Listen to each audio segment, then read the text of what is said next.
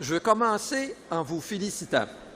Vous étiez ici à attendre, mais surtout, toutes les commissions ont étudié toutes leurs propositions.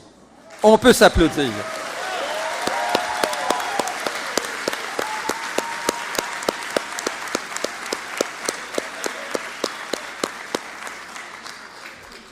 C'est vraiment une partie importante du travail qu'on a à faire dans ce congrès-ci.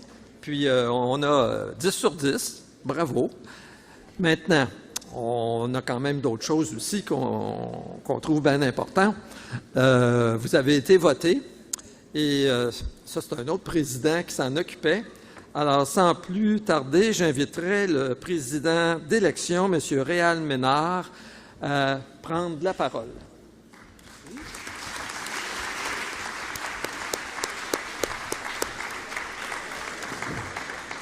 Alors, chers amis, tel que je vous l'ai mentionné vendredi soir, c'est mon plaisir d'abord de vous annoncer les résultats dans les différentes instances du parti, en commençant par les commissions et le Bureau national. Alors, à la commission de la citoyenneté, les 2 conseillers qui ont été élus, M. Rachid Bandou et Tony Labranche. Au poste de secrétaire, Anna Simayan, félicitations. Au poste de vice-présidente, Madame Diane Sénécal. Et à la présidence, et je l'invite à venir sur scène, Madame Isabelle Dion.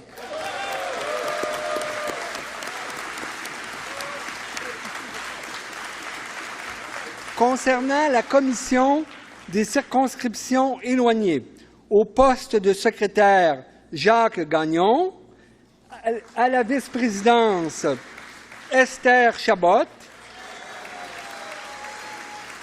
et à la présidence, je l'invite à venir sur scène, Guillaume Paquet.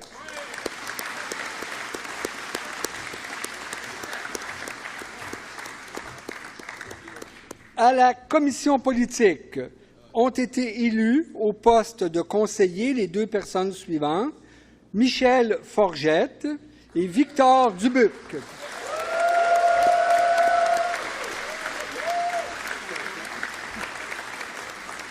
Au poste de secrétaire, Anaïs Lessard.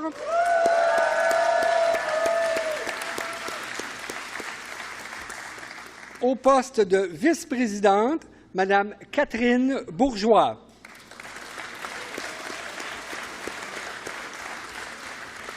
À la présidence de la commission politique, et je l'invite à venir nous rejoindre sur scène, M. Raymond Archambault.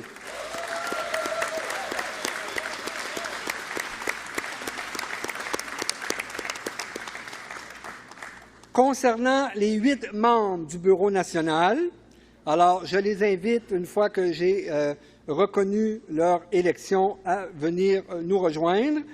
Un représentant des membres en règle, M. Paul Crête.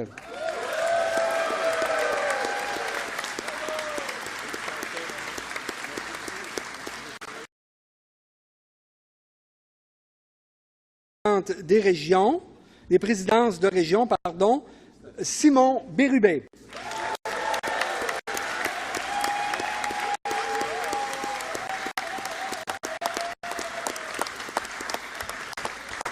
Les 2 représentants des présidents de circonscription, Mme Monique Gagné et Julien Valois-Francoeur.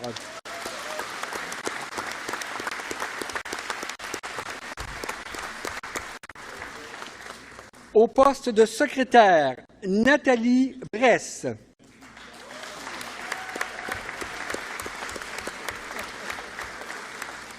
À la trésorerie, M. Marc Dean.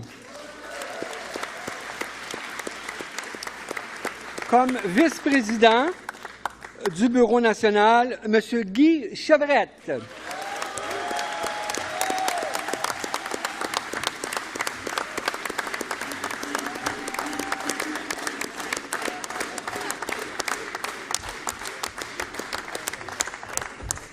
Si jamais on manque de place, n'ayez pas peur de faire bloc.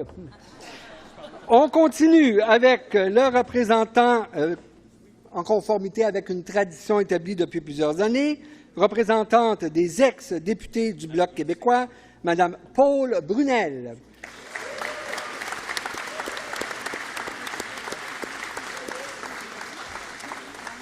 Présidente du Forum Jeunesse, Rose Lessard.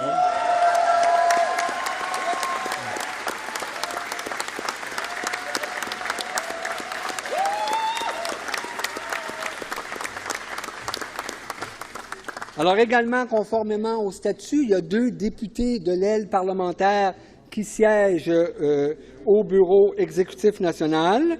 Et les 2 députés qui ont été choisis par leur père, Mme Marie-Hélène Gaudreault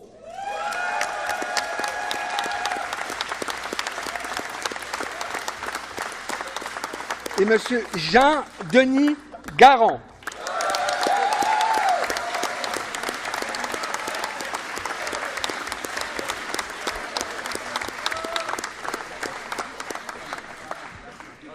Et c'est avec beaucoup de plaisir, voire une émotion non feinte, que j'invite celle que vous avez choisie pour présider le Bureau national, nulle autre que Mme Suzanne Proulx, qui va nous dire quelques mots.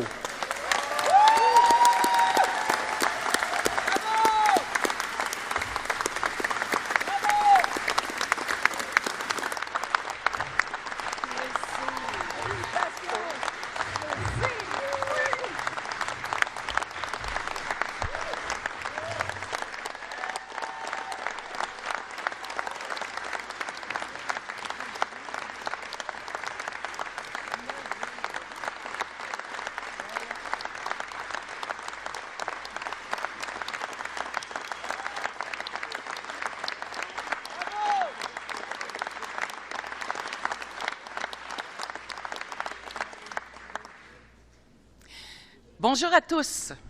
Je vous salue chaleureusement, militants, bénévoles, personnel politique, employés de la permanence, membres de la députation actuelle, ancienne ou future du Bloc et du PQ, chef du parti Yves François, enchanté de vous rencontrer ou de vous revoir.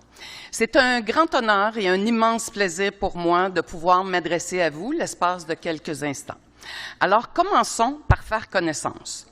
Je ne vais pas tellement vous parler de moi, mais plutôt de certaines personnes qui ont été significatives tout au long de mon parcours politique. Je commencerai par vous parler de M. Luc Desnoyers, ancien député du Bloc de Rivière-des-Mille-Îles, que j'ai connu bien avant que lui et moi ne fassions de la politique. Luc a été un mentor extraordinaire pour la toute jeune syndicaliste que j'étais à l'époque. Auprès de lui, j'ai appris la solidarité, le militantisme, la mobilisation, la prise de parole, la défense des droits, la négociation et un peu de stratégie quand même. Je vous parlerai aussi de Osvaldo Nunes, ancien député du Bloc d'Ambourassa et porte-parole de l'opposition officielle en matière d'immigration et de citoyenneté. Il est présent et je le salue. Nous avons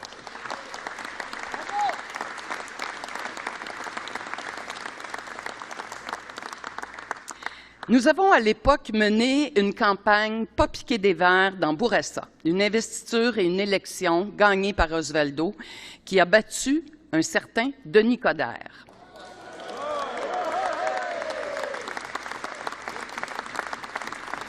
Pour la petite histoire, cette soirée électorale de 1993, lorsque le Bloc a fait élire 54 députés, demeure pour moi un souvenir indélébile.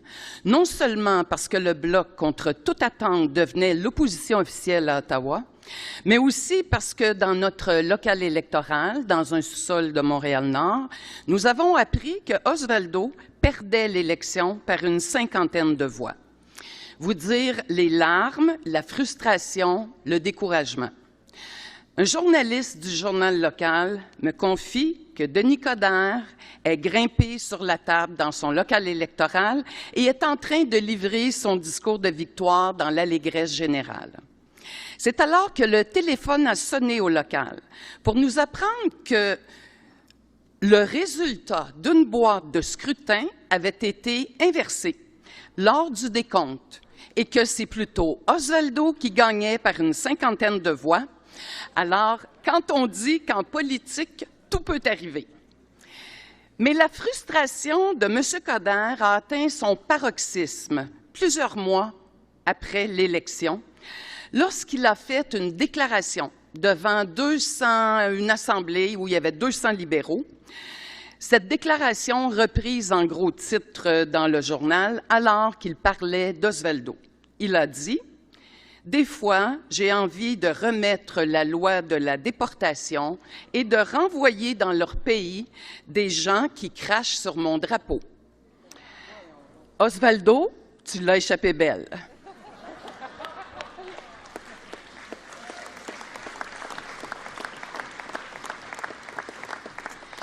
J'ai donc, en 1993, quitté mes amis de la FTQ pour venir seconder Osvaldo à titre d'attaché politique.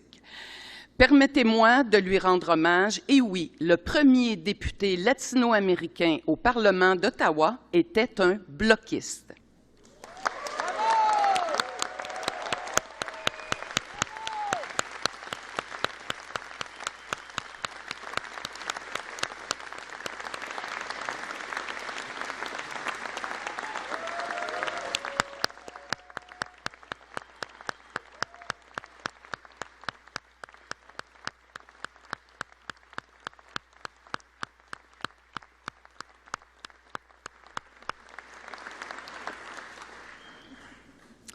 Je fais un grand saut dans le temps. Membre de l'exécutif du PQ d'Enfambre depuis quelques années, me voici en 2012, nouvellement élu député de Sainte-Rose dans l'équipe de Pauline Marois. Quel incroyable privilège d'avoir eu un modèle aussi inspirant pour faire ses premiers pas à l'Assemblée nationale. Je rends hommage à cette femme extraordinaire d'une stature hors du commun, notre première à nous.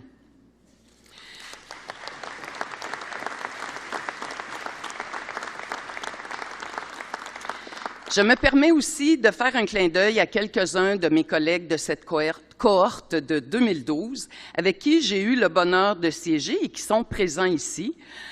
J'ai beaucoup appris en vous côtoyant, Yves-François, Dave Turcotte, Stéphane Bergeron, Serge Cardin, Janine Richard, et bien sûr, l'unique, l'impétueux, le valeureux Alain Terrien, mon voisin de banquette au Salon Bleu, qui était déjà le king de la place alors qu'il était au PQ.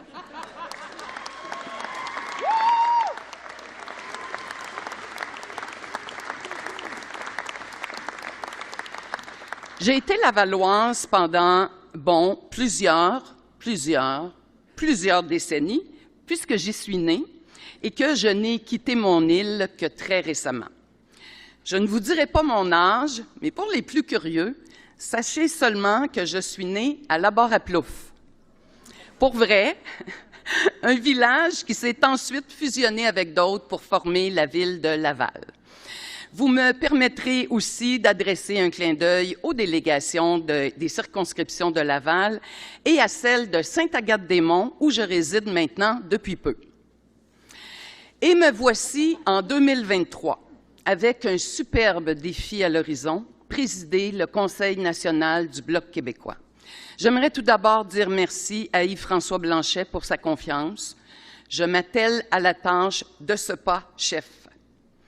J'aimerais aussi dire un grand merci à Joanne Deschamps, qui nous a confirmé hier, à mon très grand bonheur, qu'elle a laissé la maison en ordre. On aime ça, Joanne.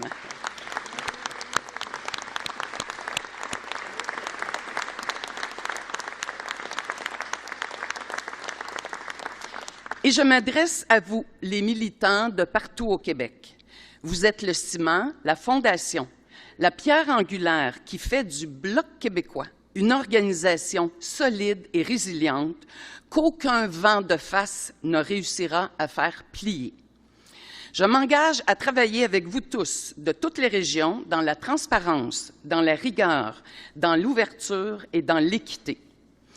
La refondation et la restructuration du Bloc québécois, sous l'impulsion de notre chef Yves-François Blanchet, nous permet maintenant de tourner notre regard vers un avenir que l'on entrevoit lumineux, plein de promesses, invitant toutes les générations d'indépendantistes, tant les bâtisseurs de la première heure que cette jeunesse pétillante qu'on a vue hier avec Rose et sa bande, à mettre ensemble l'épaule à la roue pour le dernier droit. Parce que oui, soyons prêts, tout peut arriver, et parfois plus rapidement qu'on aurait pu l'anticiper. La recette gagnante, mobilisation, travail, cohésion, persévérance et résilience face à l'adversité, et propagation, à qui veut l'entendre, du nouveau cri de ralliement de tous les indépendantistes, ont fait un pays. On a passé l'étape de le vouloir et de le rêver. On est en train de le faire. Merci.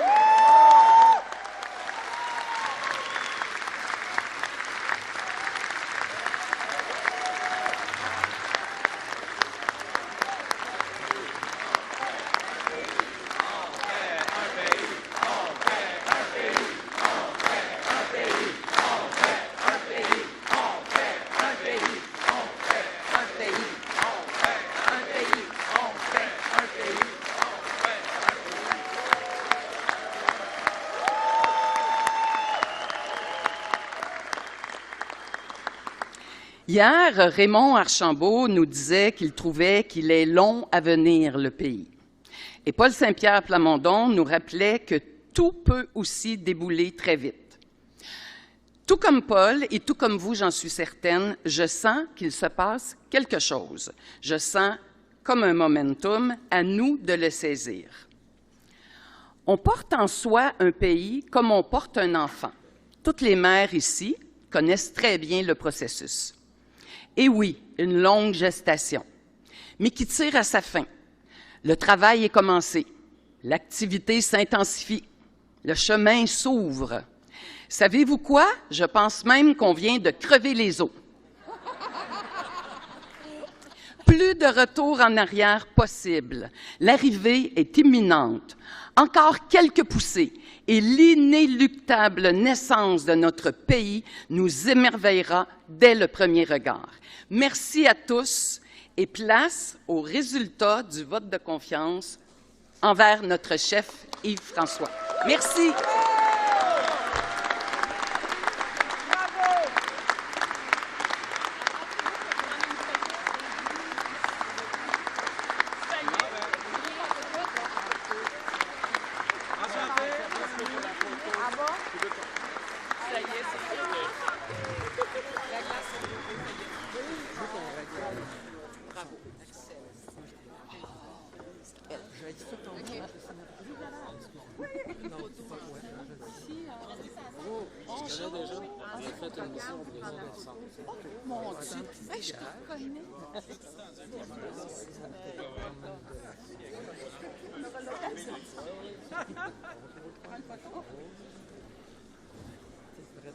Je vais t'inviter à y aller.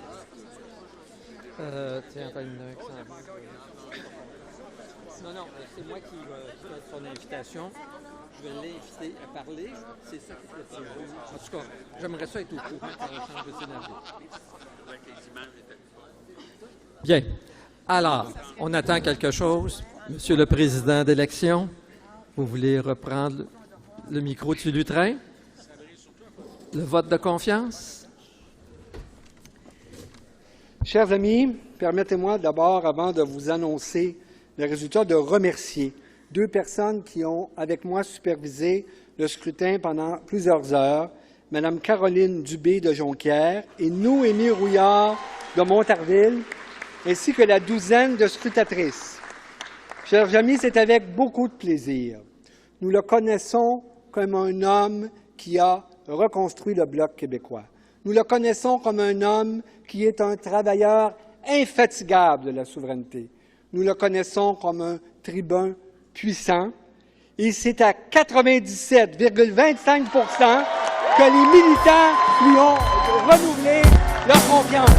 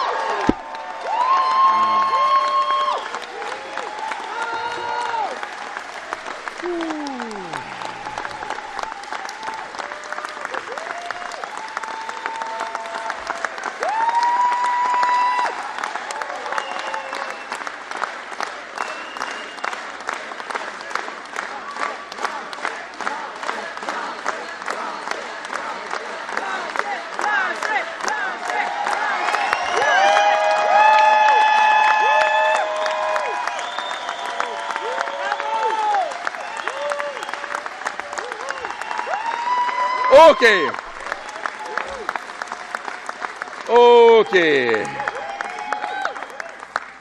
D'abord, félicitations et merci à tous les membres des commissions et du Bureau national nouvellement élus ou qui renouvellent leur mandat.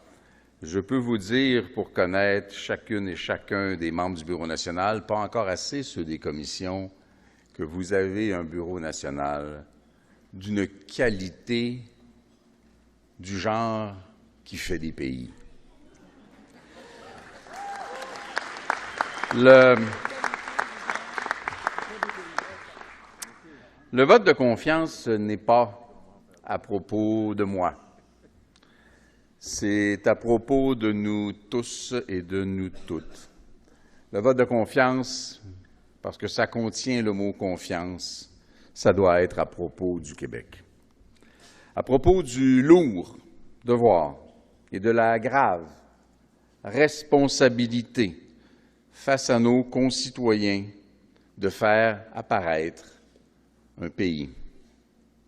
À propos de faire quand même avancer le Québec en attendant. À propos de ne pas laisser reculer le Québec en attendant. Et surtout à propos d'arrêter d'attendre. À propos de la nécessité de débattre, parfois, de ne pas plaire, accepter d'être l'instrument, chacun et chacune d'entre nous, de quelque chose de plus grand que nous, de prendre ensemble les décisions difficiles et de célébrer ensemble nos succès. Au fond, ce vote, c'est à propos du sens de l'État.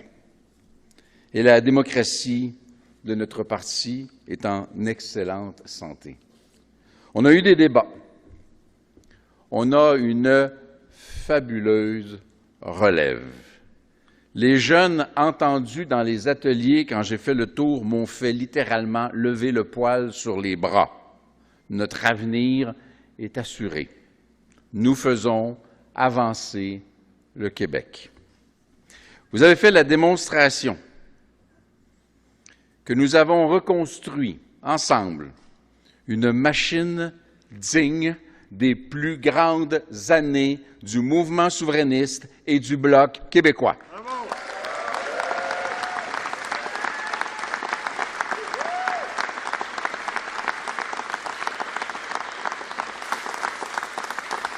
Je pense à Mathieu, Alain, Christian, Bruno, les gens qui se sont joints à eux des circonscriptions. Vous composez, à l'évidence, avec ce qu'on voit ici, une organisation de congrès et une fine équipe qui a toute la confiance des militants et qui a toute ma confiance. Bravo. Nos travailleurs exemplaires dans les comtés et à Ottawa aussi sont pour beaucoup dans toute espèce de revendication de succès qu'on pourrait avoir. Désormais, nous n'avons rien à envier à ceux à qui, pourtant, nous devons tout. Ceux qui, depuis 1993, ont fait vivre un parti qui empêche Ottawa de détruire ce que le Québec veut, de détruire ce que le Québec fait, et qui propose encore plus et mieux et qui parfois parvient même à l'imposer. Nous avons le devoir, à l'avenir, d'en être dignes. Nous bâtirons pour le Québec, nous bâtirons pour le Québec de tout le monde. Je vous dis très humblement, merci.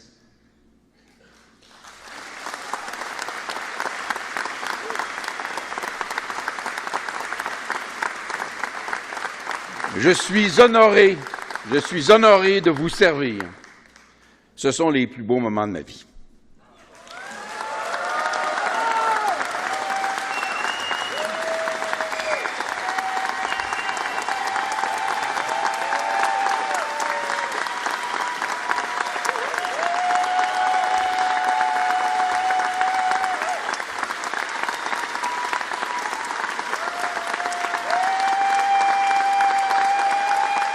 Bon.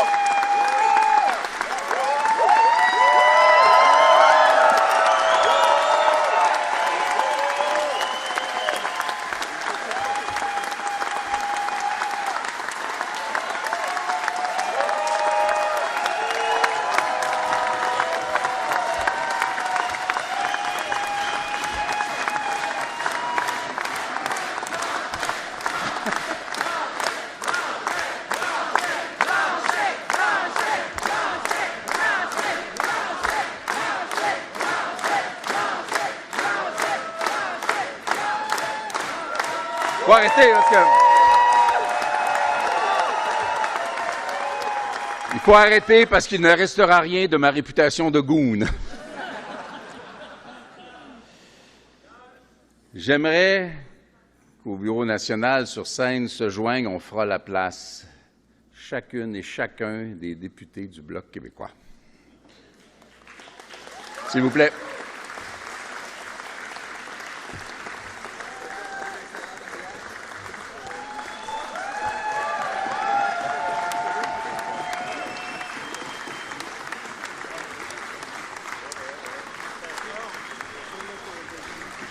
Félicitations. Merci.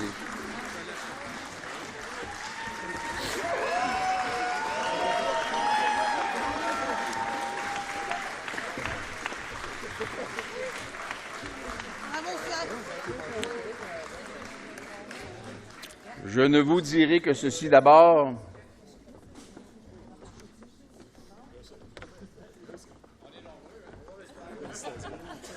C'est la dernière fois qu'on se contente d'une scène aussi petite.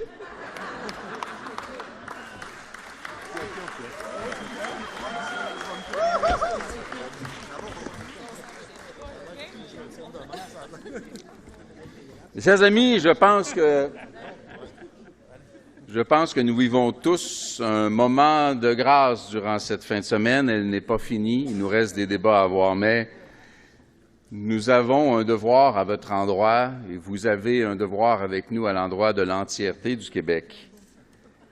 Et nous tous, sur scène et vous-même dans la salle, nous devons prendre cet engagement formel envers les Québécois d'être à la hauteur et de toujours être dignes de leur confiance. Nous ferons du Québec un pays.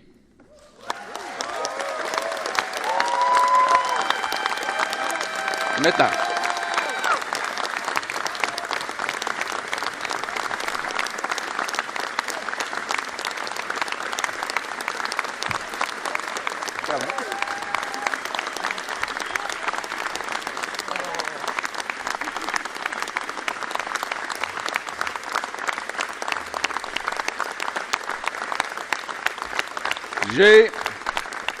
j'ai demandé qu'on les amène ici. Ah, je les vois. Là-bas, vous voyez, il y a une espèce... C'est la seule chose que nous tolérerons de rouge en fin de semaine, c'est les cheveux de Roxane Filion, une chanteuse extraordinaire et moins agréable de sa personne, mais quand même plutôt sympathique avec son chandail de René Lévesque, M. Stéphane Côté. Ce soir, vous ne l'appellerez pas Maître Durand. Et ils nous ont monté un spectacle, et je les connais assez, et je vous avouerai que je ne suis pas complètement objectif parce qu'ils sont devenus des amis que j'apprécie énormément. Et ils ont accepté, à ma demande, de monter un spectacle pour vous ce soir. Alors ne vous éloignez pas. À l'extrémité A de la place du centre de foire Cogeco de Drummondville, il y aura un spectacle dans quelques minutes à peine. Peut-être même un verre de vin. Peut-être même un verre de vin. Et c'est soit à huis clos, soit en off. Je dis ça de même. Alors, mes amis, je n'ai envie que de vous dire, avec toute l'émotion que je ressens, deux choses. Un, il y en a quelques-uns parmi vous à qui j'ai parlé récemment. J'espère que ça vous donne le goût de venir faire un tour sur la scène la prochaine fois.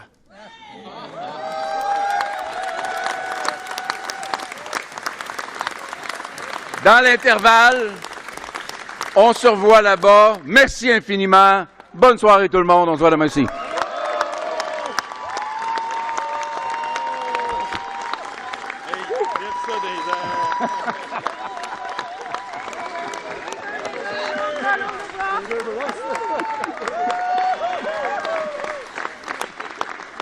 Merci.